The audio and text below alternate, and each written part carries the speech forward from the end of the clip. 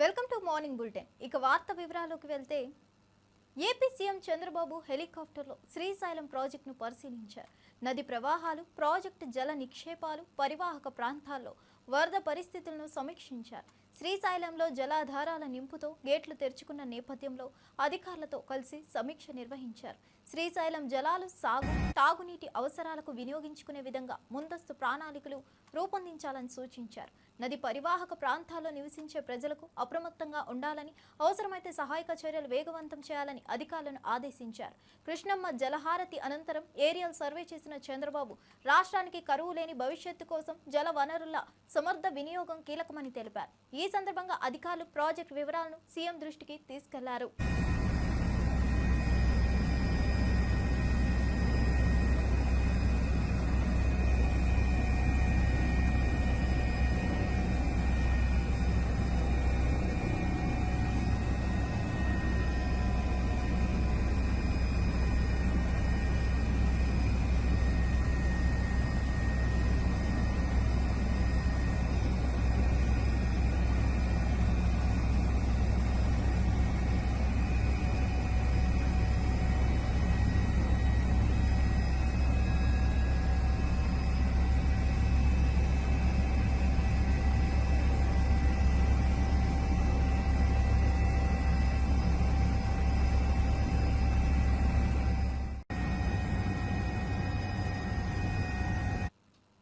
కాంగ్రెస్ పాలనలో పాలన కన్నా పలయానమే ఎక్కువగా కనిపిస్తుందని శాసనమండలి ప్రతిపక్ష నేత మధుసూదనాచారి ఆగ్రహం వ్యక్తం చేశారు. బీసీలకు ఇప్పటి వరకు ఒక్క హామీ కూడా నెరవేర్చలేదని విమర్శించారు. బీసీ రిజర్వేషన్ల బిల్లుకు అసెంబ్లీలో ఆమోదం లభించి 100 రోజులు గడిచినప్పటికీ ప్రభుత్వం ఉలుకు పలుకు లేకుండా వ్యవహరిస్తుందన్నారు. 42% రిజర్వేషన్లను చట్టబద్ధంగా అమలు చేయకపోతే దానికి కారణమైన పరిణామాలకు కాంగ్రెస్ ప్రభుత్వం పూర్తిగా బాధ్యత వహించాలని హెచ్చరించారు. బీసీల ఆకాంక్షలను విస్మరించడం అన్యాయమని పేర్కొన్నారు. బీసీ వర్గాల పక్షాన బీఆర్ఎస్ పార్టీ నిలుస్తుందని తెలిపారు. రిజర్వేషన్ల అంశంపై ప్రభుత్వ తీరును ప్రజలు గమనిస్తున్నారని అన్నారు. త్వరలోనే ఈ అన్యాయానికి బలమైన పోరాటం మొదలవుతుందని స్పష్టం చేశారు. కోర్టులను ఆశ్రయించడం జరిగింది. ఈ ఒత్తిడి వచ్చిన తర్వాత మాత్రమే కాంగ్రెస్ పార్టీ మీనమేషాలు లెక్కబెట్టి తూతూ మంత్రం లాగా ప్రయత్నం ప్రారంభించింది. మొదలు కమిషన్ వేసింది, అది డెడికేటెడ్ కాదు. డెడికేటెడ్ కమిషన్ వేయాలి, తర్వాత వాళ్ళ ద్వారానే గణన సర్వేలు జరిపించాలి. దానికి భిన్నంగా స్టాటిస్టిక్స్ డిపార్ట్మెంట్తో చేసిండు. అంటే అడుగడుగున వీళ్ళ నిబద్ధత, ఏమాత్రం చిత్తశుద్ధి లేకుండా తూతూ మంత్రం లాంటి ప్రక్రియ జరిపించి మరొక్కసారి ఎన్నికల సందర్భంలోనే నమ్మించి ద్రోహం చేసిండ్రు అని అంటే అడుగడుగున నమ్మించి ద్రోహం చేసేటువంటి పరంపర కొనసాగుతా ఉన్నది. అందుకనే మళ్ళీ మేమందరం డిమాండ్ చేసేది దీనికి చట్టబద్ధత 42% రిజర్వేషన్లో అమలు చట్టబద్ధత ద్వారా మాత్రమే సాధ్యం. కాబట్టి శాసనసభ, శాసన మండలి అక్కడ మోసమే. బహుశా నాకున్నటువంటి అవగాహన మేరకు చట్టసభలకు ఉండేటువంటి హుందాతనాన్ని, గౌరవాన్ని ఈ స్థాయిలో దిగజార్చి వాటికి ఉండేటువంటి ప్రాధాన్యతను తగ్గించినటువంటి ముఖ్యమంత్రి ఈ రాష్ట్రంలో, గడిచిన రాష్ట్రంలో ఎవరైనా ఉన్నారు అని అంటే అది రేవంత్ రెడ్డి గారి ప్రభుత్వమే. మేము శాసన మండలిలో స్పష్టంగా హామీ ఇవ్వడం జరిగింది. తమిళనాడు వాళ్ళు ఆచరించినటువంటి విధానం తీర్మానం చేయడంతో పాటు దేశవ్యాప్తంగా ఉన్న బీజేపీ ఎమ్మెల్యే రాజా సింగ్ కొత్త రాష్ట్ర అధ్యక్షుడు రామచంద్రరావుకు సవాల్ విసిరారు. తాను డమ్మీ కాదు డాడీని అని చెప్పిన రామచంద్రరావు ఆ మాటను నిలబెట్టుకోవాలని సూచించారు. అందుకు ఫాతిమా కాలేజ్ వ్యవహారాన్ని పట్టుకొని హైకోర్టులో పిటిషన్ వేసి లీగల్ టీంను ఏర్పాటు చేసి కాలేజ్ కూల్చేందుకు ముందుండాలని కోరారు. మత వ్యతిరేకతకు కేంద్రంగా మారిన ఆ కాలేజీపై చట్టపరమైన చర్యలు తీసుకోవాలన్నది హిందుత్వ వాదుల ఆశయమని రాజా సింగ్ అన్నారు. పార్టీ అధ్యక్షుడిగా రామచంద్రరావు చేతిలో ఈ పోరాటం భద్రంగా ఉంటుందన్న నమ్మకాన్ని ప్రజల్లో కలిగించాలన్నారు. హైకోర్టులో పిటిషన్ వేయడం ద్వారా బీజేపీ తమ హిందూ అజెండాకు కట్టుబడి ఉందని నిరూపించాలన్నారు. ఈ సవాల్తో తెలంగాణ రాజకీయాల్లో కొత్త ఉత్కంఠ మొదలైంది. ఇవాళ రంగనాథ్ గారు ఏ విధంగా ఈ స్టేట్మెంట్ ఇస్తున్నారంటే, ఓవైసీ కాలేజ్లో ఎంతోమంది పేదలు చదువుకుంటారు, ఎంతోమంది పేదలు స్టూడెంట్స్కి ఉపాధి దొరుకుతుంది, అది డిమాలిష్ చేయాలా వద్దా ఆలోచన చేస్తున్నారు. రంగనాథ్ గారికి ఒక మాట అడగాలనుకుంటున్నా. హైడ్రా వచ్చిన తర్వాత ఎన్నో పేద కుటుంబాలకి రోడ్డు పైన మీరు తీసుకొని వస్తారు. చెరువు పక్క కానీ మూసి పక్క కానీ ఎన్నో ఇల్లుల్ని మీరు పలగొట్టినారు, డిమాలిష్ చేసినారు. అప్పుడు ఎంతోమంది పేద కుటుంబం రోడ్ పాలవుతుంది, అప్పుడు మీకు బాధ కనబడలేదా? ఇవాళ కాంగ్రెస్కి ఎంఐఎంకి చాలా మంచి దోస్తానా అయింది. దాని గురించే మీరు ఆ ఫాతిమా కాలేజ్ని మీరు డిమాలిష్ చేస్తలేరు, అది మేము అనుకుంటున్నాం. మీరు ఎట్టి పరిస్థితిలో రంగనాథ్ గారు ఫాతిమా కాలేజ్ని డిమాలిష్ చేయాలి, లేకపోతే నేను ముఖ్యమంత్రి గారికి రిక్వెస్ట్ చేస్తున్నా, ఆ ఫాతిమా కాలేజ్కి గవర్నమెంట్ కబ్జా చేసుకోండి, గవర్నమెంట్ కాలేజ్గా మారండి. అది చేస్తే చాలా బాగుంటుంది. ఇంకోటి, భారతీయ జనతా పార్టీకి మా ఒక కొత్త ప్రెసిడెంట్ రామచంద్రరావు గారు వచ్చినారు. వాళ్ళు ఒక మంచి అడ్వకేట్. రామచంద్రరావు గారికి నేను ఒక మాట చెప్పాలనుకుంటున్నా. చాలామంది బీఆర్ఎస్ వాళ్ళు కానీ కాంగ్రెస్ వాళ్ళు కానీ డమ్మీ అన్నారు. మీరన్నారు. నేను అంబేద్కర్ కోనసీమ జిల్లా పి గన్నవరంలో వైఎస్ రాజశేఖర రెడ్డి 76వ జయంతి వేడుకలు ఘనంగా జరిగాయి. పి గన్నవరం నియోజకవర్గ ఇన్ఛార్జ్ గన్నవరపు శ్రీనివాస్ ఆధ్వర్యంలో 3 రోడ్ల జంక్షన్ వద్ద ఏర్పాటు చేసిన కార్యక్రమంలో వైఎస్ విగ్రహానికి పూలమాలలు వేసి ఘనంగా నివాళులర్పించారు. కార్యకర్తలు, స్థానిక ప్రజలు పెద్ద సంఖ్యలో పాల్గొని ఘనంగా జయంతి కార్యక్రమాన్ని జరిపారు.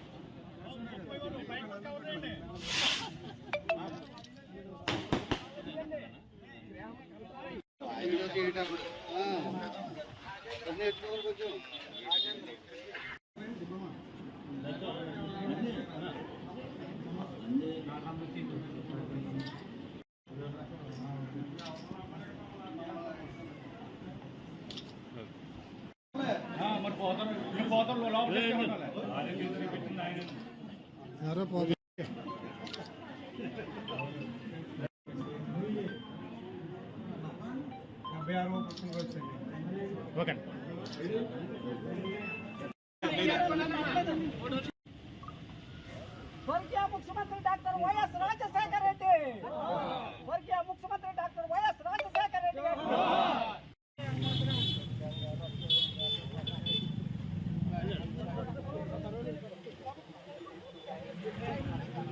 జారిపోతుంది.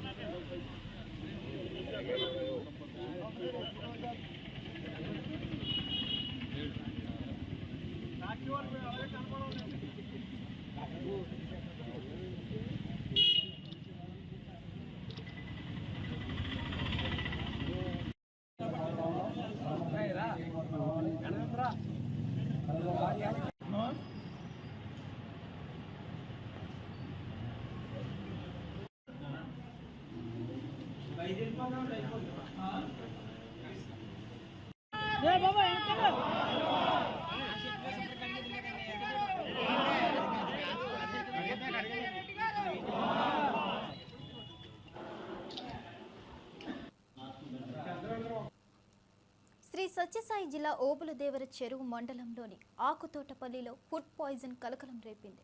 గ్రామంలో ఆహారం తినిన తర్వాత 15 మంది అస్వస్థకు గురయ్యారు. వీరిలో 8 మందిని వెంటనే స్థానిక ఆసుపత్రికి తరలించి చికిత్స అందిస్తున్నారు. మిగతా వ్యక్తుల ఆరోగ్య పరిస్థితిని అధికారులు ఎప్పటికప్పుడు పర్యవేక్షిస్తున్నారు. స్థానికంగా ఏవైనా పండుగ కార్యక్రమంలో లేదా ఉత్సవాల్లో తీసుకున్న ఆహారమే కారణమా అనే కోణంలో ఆరోగ్య శాఖ దర్యాప్తు చేపట్టింది. పౌర సరఫరాల శాఖ, వైద్య ఆరోగ్య శాఖ అధికారులు గ్రామానికి చేరుకొని మునిగిన ఆహార నమూనాలను పరీక్షించేందుకు పంపారు. గ్రామస్తులలో ఆందోళన నెలకొంది. బాధితులకు అన్ని వైద్య సౌకర్యాలు అందిస్తున్నామని అధికారులు వెల్లడించారు. ఏ కారణంగా విషపూరితత ఏర్పడిందన్న అంశంపై పూర్తి వివరాలు రావాల్సి ఉంది.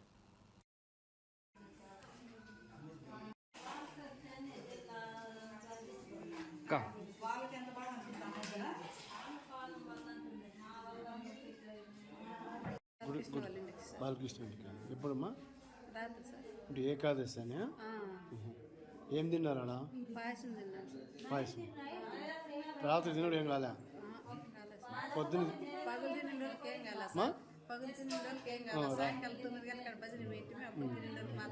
పాయసం మాత్రం తిన్నాను. నీ పేరు ఏం పేరమ్మా? ఒడిసి మండలంలోని ఆకుతోటపల్లి గ్రామంలో నిన్న ఏకాదశి భజన కార్యక్రమంలో పాయసం తిని 8 మంది అక్యూట్ 8 మంది మన ఆసుపత్రికి వచ్చి అడ్మిట్ అయ్యారు.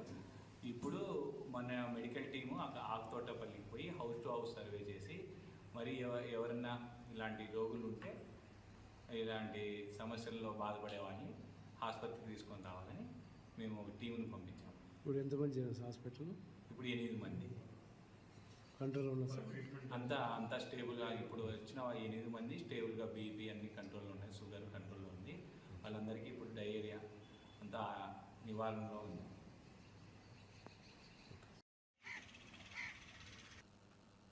మాజీ మంత్రి అనిల్ కుమార్ యాదవ్ వైసీపీ నేత ప్రసన్న కుమార్ రెడ్డిపై జరిగిన దాడిని తీవ్రంగా ఖండించారు. రేపు ప్రసన్న కుమార్ ఏం మాట్లాడతాడో, ఆయన వెలికి తీయబోయే గుట్టు ఏమిటో అన్న భయంతోని ఈ దాడిని ప్రణాళికబద్ధంగా జరిపించారని ఆరోపించారు.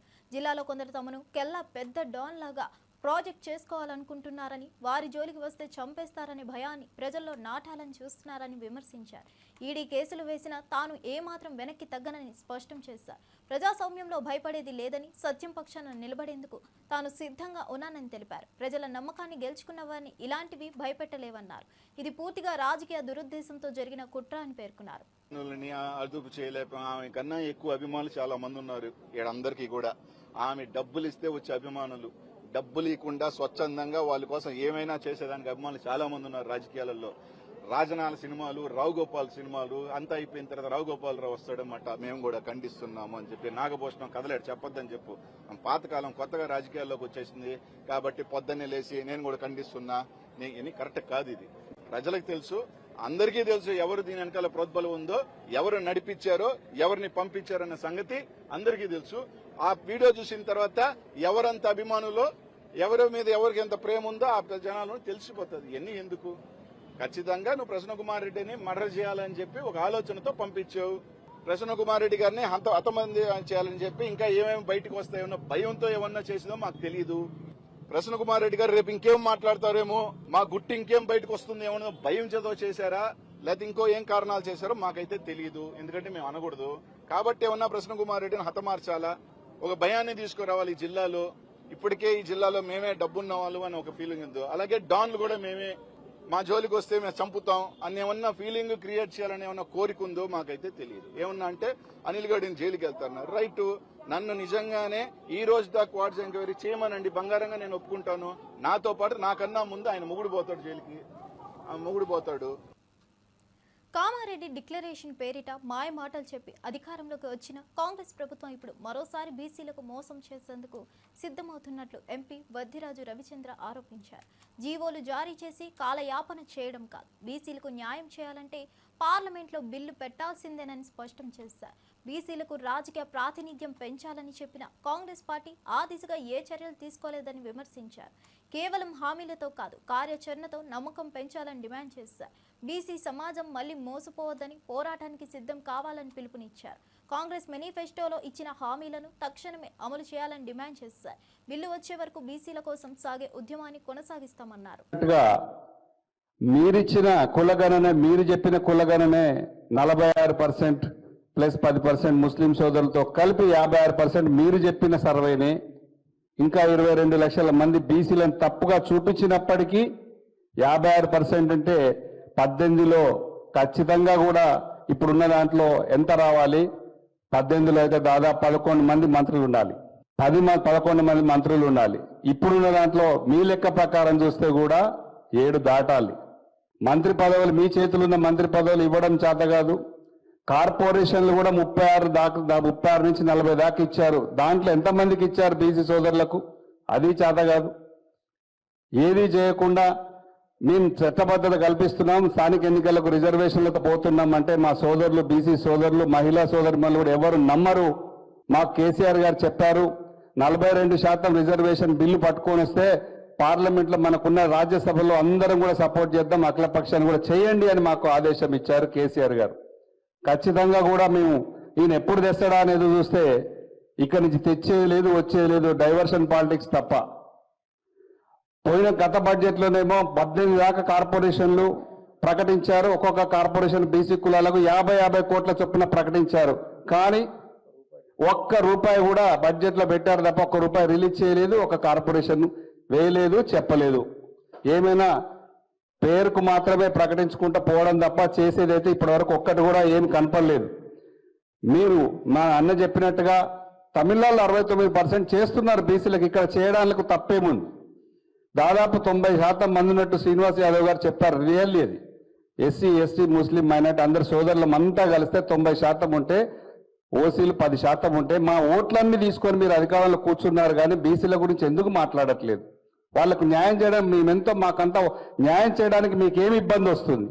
ఒక మిత్రుల్ని అడిగితే బీసీలు మంత్రులు తక్కువగా ఉన్నారు మీరు ఇవ్వండి అని అడిగితే, ప్రజలకు ఇచ్చిన హామీలన్నీ అమలు చేస్తూ ఉన్నామని, ఇదే ప్రజా పాలనకు నిదర్శనమని మహబూబాబాద్ ఎంపీ పోరిక బలరాం నాయక్ అన్నారు. కాంగ్రెస్ ప్రభుత్వం అధికారంలోకి వచ్చిన వెంటనే రైతులకు రుణమాఫీ, గ్యాస్ సిలిండర్ ధర తగ్గింపు, మృతికా బిల్లులు రద్దు, గృహ నిర్మాణాలకు ఆమోదం వంటి హామీలను అమలు చేయడం జరుగుతుందన్నారు.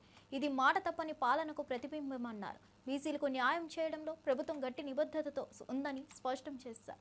పునాది లేని విమర్శలు చేయడం కాకుండా ప్రజలకు చేసిన సేవల్ని గుర్తించి సహకరించాలని కోరారు. సమాజంలోని అన్ని వర్గాల అభివృద్ధి లక్ష్యంగా ప్రభుత్వం కృషి చేస్తుందని తెలిపారు. ప్రజలు ఇచ్చిన మద్దతును ప్రభుత్వం న్యాయంగా వినియోగిస్తుందన్నారు.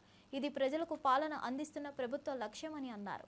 అన్ని బస్సులు ఫ్రీయా, బియ్యం ఫ్రీయా, రైతు బంధు ఫ్రీయా, రైతు రుణమాఫీ ఫ్రీయా, డాక్రా గ్రూపులకు వడ్డీ లేని రుణం ఫ్రీయా, మన ఇవన్నీ కూడా ఇస్తుంటే కూడా ఇంకా ఇస్తూనే పోతూనే ఉన్నాం. కాబట్టి గౌరవనీయ ముఖ్యమంత్రి గారికి, అదేవిధంగా ఇంద్రమ్మ ఇళ్ళు, ఇవన్నీ కూడా పెన్షను అన్ని కూడా గౌరవనీయ ముఖ్యమంత్రి గారు, అదేవిధంగా కేబినెట్ లో ఉన్న మంత్రులు, డిప్యూటీ సీఎం గారు, మా అన్న భట్టి విక్రమార్క గారు అందరూ కూడా ప్రజల గురించి కృషి చేస్తున్నారు. తప్పకుండా ప్రజల వైపు కృషి చేస్తూ మనం రాబోయే కాలంలో తప్పకుండా లోకల్ బాడీ మెజార్టీ, మన అధిక మెజార్టీతో ఇక్కడ అన్ని కూడా లోకల్లో గెలవవలసిన అవసరం ఉంది. సర్పంచులు, జడ్పీటీసీలు, ఎంపీటీసీలు ఇవన్నీ కూడా ఇంతకుముందు ఎస్ఆర్ఎస్పీ గురించి చెప్పారు. పూసపల్లి చెరువులో అప్పుడే నీళ్లు తీసుకొచ్చాం, దానికి పూర్తిగా ఎస్ఆర్ఎస్పీ కూడా తీసుకురావాలి. అదేవిధంగా మన ఇక్కడ కూడా ఎక్కడ బయారం చెరువు కూడా మనం కరకట్ట బయారం చెరువును కూడా నీళ్లు తీసుకోవాల్సిన అవసరం ఉంది. పాకాల నుంచి బయారం చెరువు కూడా ఇంపార్టెంట్ సార్. ఆ నీళ్లు వస్తున్నాయి కాబట్టి దాన్ని కూడా చేయించవలసిన అవసరం మా ఎం నరేంద్ర రెడ్డి గారి మీద, అదే డిప్యూటీ సీఎం గారి మీద బాధ్యత ఉండి, ఎమ్మెల్యే గారి మీద కూడా బాధ్యత ఉండి, కనకన్న గారికి కూడా మరి బాధ్యత ఉండి తీసుకురావాల్సిన అవసరం కూడా ఉంది. కాబట్టి ఇరిగేషన్ ముందు చూస్తూ పిల్లల ఎడ్యుకేషన్ ఇవన్నీ కూడా హాస్పిటల్స్ కూడా మెడికల్ కాలేజ్ ఇచ్చారు. వైఎస్ఆర్ జయంతి సందర్భంగా అమలాపురం వైఎస్ఆర్సీపీ ఇన్ఛార్జ్ డాక్టర్ పినిపి శ్రీకాంత్ ఘనంగా నివాళులర్పించారు. వైఎస్ఆర్ అంటే రాజకీయాల్లో ఒక సంచలనమని పేర్కొన్నారు. ఆయన పేరు వినగానే పేదల హృదయాలు పులకరిస్తాయని అన్నారు. సాధారణ ప్రజలతో కలిసి నడిచిన నేతగా వైఎస్ రాజశేఖర రెడ్డి చిరస్థాయిగా నిలిచిపోయారన్నారు. తెలుగు ప్రజలున్నంత వరకు ఆయన సేవలు మరువలేనివని కొనియాడారు. ప్రజల కోసం పాటుపడ్డ వైఎస్ పాలనకు ఆదర్శంగా నిలిచిందన్నారు. ఆరోగ్యశ్రీ పథకాల అమలు, రైతుల సంక్షేమం వంటి అంశాల్లో ఆయన చూపిన నిబద్ధతను గుర్తు చేశారు. నేటి తరానికి ఆయన జీవితం స్ఫూర్తిగా నిలుస్తుందన్నారు. ఆయన ఆశయాలు నెరవేర్చే దిశగా వైఎస్ఆర్సీపీ కట్టుబడి ఉందని తెలిపారు. జనహితే లక్ష్యంగా వైఎస్ మార్గంలో నడుస్తామని చెప్పారు. జీవితంలో అని చాగంటి గారు చెప్పారు. అలాగే డాక్టర్ వైఎస్ రాజశేఖర రెడ్డి గారు పరిపాలన మనము గుర్తు తెచ్చుకుంటే డాక్టర్ వైఎస్ రాజశేఖర రెడ్డి గారి ముఖ్యమంత్రి అవ్వే ముందు పరిపాలన, డాక్టర్ వైఎస్ రాజశేఖర రెడ్డి గారి తర్వాత పరిపాలన అంత తేడా మనందరం కూడా గమనించుకోవచ్చు. డాక్టర్ వైఎస్ రాజశేఖర రెడ్డి గారు అంటే మనకి గుర్తొచ్చేది 108 అంబులెన్స్. డాక్టర్ వైఎస్ రాజశేఖర రెడ్డి గారు అంటే మనకు గుర్తొచ్చేది ఆరోగ్యశ్రీ. డాక్టర్ వైఎస్ రాజశేఖర రెడ్డి గారు అంటే మనకి గుర్తొచ్చేది fee reimbursement. Doctor YS Rajasekhara Reddy గారు అంటే మనకు గుర్తొచ్చేది అన్నదాతకు ఉచిత కరెంటు. డాక్టర్ వైఎస్ రాజశేఖర రెడ్డి గారు అంటే మనకి గుర్తొచ్చేది medical colleges. Doctor YS Rajasekhara Reddy గారు అంటే మనకి గుర్తొచ్చేది అభివృద్ధి. ఇలా చెప్పుకుంటూ పోతే ఎన్నో ఉన్నాయి. సో డాక్టర్ వైఎస్ రాజశేఖర రెడ్డి గారు ఎలాంటి వ్యక్తి అంటే అపోజిషన్ లీడర్స్ అయినా ఎలాంటి వాళ్ళైనా కూడా ఆయనకి చేతులెత్తి మొక్కే ఒక గొప్ప నాయకుడు డాక్టర్ వైఎస్ రాజశేఖర రెడ్డి గారు. ఆయన గురించి ఒక చిన్న ఉదాహరణ చెప్పాలి ఈ సమయంలో. నేను ఇంటర్మీడియట్ అయిపోయిన తర్వాత నేను మరి ఎంసెట్ ఎగ్జామ్ రాశాను. ఎంసెట్ ఎగ్జామ్ రాసి మరి నాకు అంత గొప్పగా ర్యాంక్ రానప్పటికీ కూడా మా నాన్నగారు అప్పుడే ఎమ్మెల్యే అయ్యారు. ఎమ్మెల్యే అయిన తర్వాత నాకు ఒక ఎంబీబీఎస్ సీట్ కోసం ఆయన వెతుకుతూ ఉన్న సమయంలో మరి ఆయన వెతికి మరి అన్ని కాలేజీలో సీట్లు అయిపోయాయి అని తెలిసిన తర్వాత ఆఖరి ప్రయత్నంగా డాక్టర్ తెలంగాణను ధనిక రాష్ట్రం నుంచి అప్పుల పాలు చేసిన వారిని ప్రజలు మర్చిపోలేరని, మళ్లీ ఆర్థిక స్థిరత్వం కోసం సంపద సృష్టించేందుకు ప్రభుత్వం ప్రయత్నిస్తుందని మంత్రి పొంగులేటి శ్రీనివాసరెడ్డి స్పష్టం చేశారు. రెవెన్యూ, గృహ నిర్మాణం, సమాచార శాఖల మంత్రిగా మాట్లాడుతూ గత ప్రభుత్వ నిర్లక్ష్యం, ఖర్చు పెత్తనం వల్ల రాష్ట్రాన్ని తీవ్ర ఆర్థిక సంక్షోభంలోకి నెట్టారని విమర్శించారు. ప్రస్తుతం సీఎం రేవంత్ రెడ్డి నాయకత్వంలో ప్రతి రూపాయిని సమర్థవంతంగా వినియోగించేందుకు చర్యలు తీసుకుంటున్నామన్నారు. పాత అప్పులను తీర్చడం, కొత్త పెట్టుబడులను ఆహ్వానించడం, ఉద్యోగ అవకాశాలను కల్పించడం లక్ష్యంగా పనిచేస్తున్నామని తెలిపారు. ప్రజలకు న్యాయమైన పాలన అందించేందుకు ప్రభుత్వం కట్టుబడి ఉందన్నారు. అభివృద్ధి, సంక్షేమం సమతుల్యంలో ముందుకెళ్తామని, ధనిక తెలంగాణను తిరిగి నిర్మిస్తామని హామీ ఇచ్చారు. రాష్ట్ర ఆర్థిక పరిస్థితిని చూసుకొని ముందు దాంట్లో పేదోడికి ఏది అవసరమో చూసి ఆ పేదోడికి అవసరమైన అనేక సంక్షేమ కార్యక్రమాలని గౌరవ ముఖ్యమంత్రి గారు, గౌరవ ఉప ముఖ్యమంత్రి గారు, కేబినెట్ మంత్రులం, సహచర ఎమ్మెల్యేలం మీ అందరి దీవెనలతో ఈ 18 నెలలు ఎలా పరిపాలన చేసిందో, పేదవాడి కష్టంలో ఎలా పాలు పంచుకుందో మీ అందరికీ తెలియంది కాదు. ఇచ్చిన మాటల్లో భాగంగా ఆడబిడ్డలకి 200 ఉచిత విద్యుత్ యూనిట్లు ఇచ్చిన ప్రభుత్వం మన ప్రభుత్వం. 500 రూపాయలకే గ్యాస్ మద్దతు ఇచ్చిన ప్రభుత్వం మన ప్రభుత్వం. ఆడబిడ్డలు ఆర్టీసీ బస్సులో ఎంత దూరము ప్రయాణం చేసినా ₹1 ఛార్జీ లేకుండా వసతి కల్పించిన ప్రభుత్వం మన ప్రభుత్వం. రైతన్నని రాజును చేస్తానని అన్న మాట ప్రకారం 10 సంవత్సరాలలో ఆ ప్రభుత్వం రైతు రుణమాఫీ 17,000 కోట్లు చేస్తే మన ఇందిరమ్మ ప్రభుత్వంలో 10 నెలల్లో 21,000 కోట్ల రుణమాఫీ చేసిన ప్రభుత్వం మన ప్రభుత్వం. ఒరేస్తే ఉరే అని చెప్పిన ఆ పెద్ద మనిషి మాటలకి భిన్నంగా రైతును రాజు చేసే దాంట్లో భాగంగా వరికి మద్దతు ధరతో పాటు సన్నడ్లకి క్వింటాలకి 500 రూపాయల బోనస్ ఇచ్చిన ప్రభుత్వం మన ప్రభుత్వం. అంతేకాదు 10 సంవత్సరాలలో పేదోడి చిరకాల కోరిక ఒక చిన్న ఇల్లు కట్టుకోవాలని, ఆ చిన్న ఇల్లు మాయమాటలు చెప్పాడే తప్ప. బీఆర్ఎస్ నేత కేటీఆర్ కు కాంగ్రెస్ ఎమ్మెల్యే జగ్గారెడ్డి గట్టిగానే వార్నింగ్ ఇచ్చారు. లాస్ట్ అండ్ ఫైనల్ గా చెప్తున్నా కంట్రోల్ తప్పొద్దంటూ హెచ్చరించారు. నువ్వు కంట్రోల్ తప్పితే నేను తప్పాల్సి వస్తుందని తేల్చి చెప్పారు. రాజకీయ విమర్శలకు హద్దులు ఉండాలన్నారు. వ్యక్తిగత స్థాయికి దిగజారే విధంగా మాట్లాడితే తాను కూడా అదే స్థాయిలో సమాధానం ఇవ్వాల్సి వస్తుందని చెప్పారు. ప్రజాస్వామ్యంలో చర్చలు, విమర్శలు అనివార్యమే, కానీ వాటికి అరిష్ట వాక్యాల పరిమితి ఉండాలన్నారు. అసెంబ్లీ పట్ల గౌరవం, ఒకరిపై మరొకరు చేసే వ్యాఖ్యల పరిమితి గుర్తించుకోవాలన్నారు. బూతులతోటే తిట్టాలి. మరి నువ్వు రండి అంటే మేము కూడా రారండి అంటాము. నువ్వు రండి లేదు పిండిలే మేము నువ్వు అంటాము అంటాము. మేము పొలిటికల్ పార్టీ నాయన, మేమేమి ధర్మశాల పెట్టలేము ఇక్కడ ఉపన్యాసాలు ఈయనకే. మాది ఒక పొలిటికల్ పార్టీ. బాగున్నారా అని అంటే మేము కూడా బాగున్నామండి, మీరు కూడా బాగున్నారని అడుగుతాము. నువ్వు ఏం రా అంటే ఏం బే అంటాం మేము. తప్పదుగా సీఎం రేవంత్ రెడ్డికైనా నాకైనా మా మంత్రులకైనా మా లీడర్లకు కాంగ్రెస్ తప్పదు. నువ్వు గాడిదలు అంటే పడతారా ఇడవండి.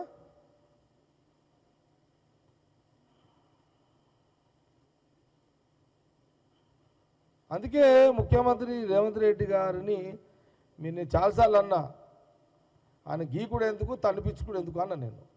గోకుడు ఎందుకు తన్నిపించుకున్నాడు ఎందుకు. మీరు కూడా అండి అని పిలువండి. సీఎం రేవంత్ రెడ్డి ఏమండి ఎట్లున్నారండి అని మాట్లాడు, ఆయన కూడా బాగుండండి అంటాడు. ఆయన మీరు కూడా బాగున్నారండి అంటాడు సీఎం రేవంత్ రెడ్డి గారు కూడా. తిట్ల పురాణం ఖాందాన్ మీది. ఇక దానికి విరుగుడు తిట్లేక మీరు ఒకటి తిడితే, కాకపోతే మీరు ఒకటి తిడుతున్నారు, మేము 10 తిడుతున్నాం. తప్పదు. మళ్ళా నువ్వు కంట్రోల్ కావాలంటే మేము 10 తిట్టాల్సిందే. నిన్ను ఇక తెలంగాణ ప్రజలు కూడా గమనించుండేది. కొంత అవసరం అది. ఇక మీరు కంట్రోల్ కావాలంటే బూతులకు వజ్రంతో కొయ్యాలి. తెలంగాణ కాంగ్రెస్ నేత పరిగి ఎమ్మెల్యే రామ్మోహన్ రెడ్డి బీఆర్ఎస్ నాయకులపై తీవ్ర స్థాయిలో విరుచుకుపడ్డారు. నాడు అధికారంలో ఉన్నప్పుడు పరిపాలనను దుర్వినియోగం చేసిన బీఆర్ఎస్ నేతలు నేడు చిల్లర రాజకీయాలకు దిగజారుతున్నారని విమర్శించారు. ప్రజల సమస్యలపై స్పందించాల్సిన సమయంలో విమర్శలతో రాజకీయ ప్రస్తావనలు మార్చాలని చూస్తున్నారని ధ్వజమెత్తారు. కాంగ్రెస్ ప్రభుత్వం ఇచ్చిన హామీలను అమలు చేస్తూ ముందుకెళ్తున్న సమయంలో బీఆర్ఎస్ నేతలు అసత్య ప్రచారాలకు దిగుతున్నారని అన్నారు. ప్రజలు ఇప్పుడు నిజం అర్థం చేసుకుంటున్నారని, తిరిగి మోసపోరని స్పష్టం చేస్తారు. బీఆర్ఎస్ నేతలకి ఉన్నది వ్యక్తిగత ప్రయోజనాలే తప్ప ప్రజల పట్ల చిత్తశుద్ధి కాదన్నారు. కాంగ్రెస్ పాలనను తక్కువ చేసే కుట్రలకు ప్రజలు తగిన బుద్ధి చెప్తారన్నారు. కేటీఆర్ నియోజకవర్గం అయినటువంటి సిరిసిల్ల లోపల, అదే విధంగా కేసీఆర్ నియోజకవర్గం అయినటువంటి గజ్వేల్ లోపల మీ ప్రభుత్వంలో, మీ బీఆర్ఎస్ ప్రభుత్వంలో మీరు 150-175 కోట్ల రూపాయలు రుణమాఫీ చేస్తే, మేము కాంగ్రెస్ ప్రభుత్వం వచ్చిన తర్వాత దగ్గర 315 కోట్ల రూపాయల వరకు మీ ప్రభుత్వం కంటే ఎక్కువ మీ నియోజకవర్గంలో కూడా చేసినామని శాసనసభలో వ్యవసాయ శాఖ ఇచ్చినటువంటి గణాంకాలు, గతంలో ఇచ్చిన గణాంకాలు, మీ ప్రభుత్వంలో మా ప్రభుత్వం వచ్చినటువంటి గణాంకాలు స్పష్టంగా నేను చదివి మీకు దమ్ముంటే మాట్లాడండి అని నేను హరీష్ రావును శాసనసభలో అడగడం జరిగింది. హరీష్ రావు శాసనసభలో ఉండి, కేటీఆర్ నువ్వు కూడా శాసనసభలో ఉండి మీరు సమాధానం చెప్పలేదు. వారికి శాసనసభకు రాజీనామా చేస్తా అని చెప్పిన నేను నిజంగా దమ్ముంటే ఆ రోజు హరీష్ రావు లేచి నువ్వు చెప్పిన లెక్కలు తప్పు, వ్యవసాయ శాఖ లెక్కలు తప్పించింది, మేము మా నియోజకవర్గంలో, మా ప్రభుత్వంలో, తెలంగాణ రాష్ట్రంలో మీకంటే ఎక్కువ రుణమాఫీ చేసినామని చెప్పాల్సింది ఉండే. మరి శాసనసభలో ఉండి ఎందుకు సపోర్ట్ చేయకుండా కూర్చున్నావు హరీష్ రావు? ఈ రోజు ఏం చేస్తున్నావు? నువ్వు మీ బామ్మర్ది కలిసి ప్రెస్ క్లబ్ వచ్చి అక్కడ ప్రెస్ మీట్ పెట్టి మన రాష్ట్రానికి సంబంధించినటువంటి ప్రాజెక్టుల సాధన గురించి గౌరవ ముఖ్యమంత్రి రేవంత్ రెడ్డి గారు ఢిల్లీకి వెళ్తే మీరు శాసనసభకు రాకుండా మిమ్మల్ని లెటర్ ఇవ్వమని చెప్పి మేము అడిగినాం. మీరు శాసనసభ ఎప్పుడు పెట్టాలో మీ నాయకుడు, సిఎల్పి నాయకుడు కేసీఆర్ తో అడిగి మీరు ఒక లెటర్ ఇవ్వండి. ఎప్పుడు శాసనసభ పెట్టాలో అడగండి, మేము సిద్ధంగా ఉన్నాం. మీరు వెంటబడిన రోజు శాసనసభ సమావేశాలు పెట్టడానికి కాంగ్రెస్ పక్షాన మేము సిద్ధంగా ఉన్నాం. ఇవండి బులెటిన్ విశేషాలు. మరో బులెటిన్తో మళ్ళీ